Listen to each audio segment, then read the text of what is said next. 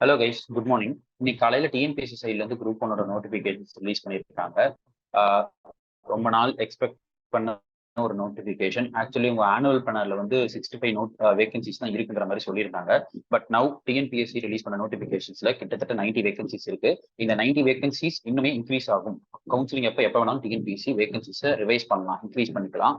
So இந்த 90ல இருந்து இன்னும் இன்க்ரீஸ் ஆகும் அப்படின்ற மாதிரி தான் எக்ஸ்பெக்ட் பண்ணிட்டு இருக்கோம். ஸோ குரூப் ஒன் பொறுத்த வரைக்கும் இந்த 90 போஸ்ட்ங்கிறது ஒரு பெரிய அளவிலான போஸ்ட்.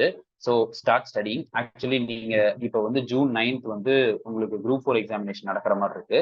அந்த குரூப் 4 போர்ஷனோட கொஞ்சம் ஒரு எக்ஸ்டெண்டட் வெர்ஷன் தான் இந்த குரூப் 1 சொல்லலாம். ஸோ குரூப் 4க்கு யார் யாரெல்லாம் அப்ளை பண்ணி சின்சியரா படிச்சுட்டு இருக்கீங்களோ, to give it a try for group 1 ஆஸ். வேற இதுல என்ன தெரிஞ்சுக்கணும் அப்படின்னா, அப்ளிகேஷன் ஆக்சுவலி ஸ்டார்ட் ஆகுது. என்னைக்கு லாஸ்ட் டேட் அப்படின்னா April 27 தான் லாஸ்ட் டேட் கொடுத்துருக்காங்க. கிட்டத்தட்ட ஒரு 1 மந்த் டைம் கொடுத்துருக்காங்க. ஸோ ஒரு நாள் பார்த்துட்டு பொறுமையா அப்ளை பண்ணுங்க. அதே மாதிரி கரெக்ஷன் பீரியடும் கொடுத்துருக்காங்க. நீங்க இஃப் இன் கேஸ் உங்க அப்ளிகேஷன்ல ஏதோ சின்னதா தப்பு பண்ணிட்டீங்க அப்படின்னா அதை சேஞ்ச் பண்ணிக்கிறதுக்கான கரெக்ஷன் விண்டோ ஒரு குறிப்பிட்ட 2 days கொடுத்துருக்காங்க. அதுக்கப்புறம் உங்க ப்ரிலிமினரி எக்ஸாமினேஷன் எப்போ இருக்க போகுது அப்படின்னா ஜூலை மந்த் 13th. ஓகேவா, ஜூலை 13th நடக்க போகுது. டைமிங் ஆஸ் யூஸ்வலா 9:30 to 12:30, 3 hours எக்ஸாமினேஷன் தான். 100 OMR கொஸ்டின்ஸ்க்கான ஒரு எக்ஸாமினேஷன் தான் இது நடக்க போகுது. ஸோ உங்களுக்கு கிட்டத்தட்ட பார்த்தா ஒரு 108 days இருக்கும். இன்னில இருந்து கால்குலேட் பண்ணீங்கன்னா 108 daysக்குள்ள ப்ரிலிமினரி போர்ஷனை ஈஸியா கிராக் பண்ண முடியும். குரூப் பண்ண 90 வேகன்சிஸ் இருக்கு. ஸோ ப்ரிலிமினரியில இருந்து அவங்க மெயின்ஸுக்கு வந்து 1:20 ரேஷியோல எடுத்துட்டு போவாங்க.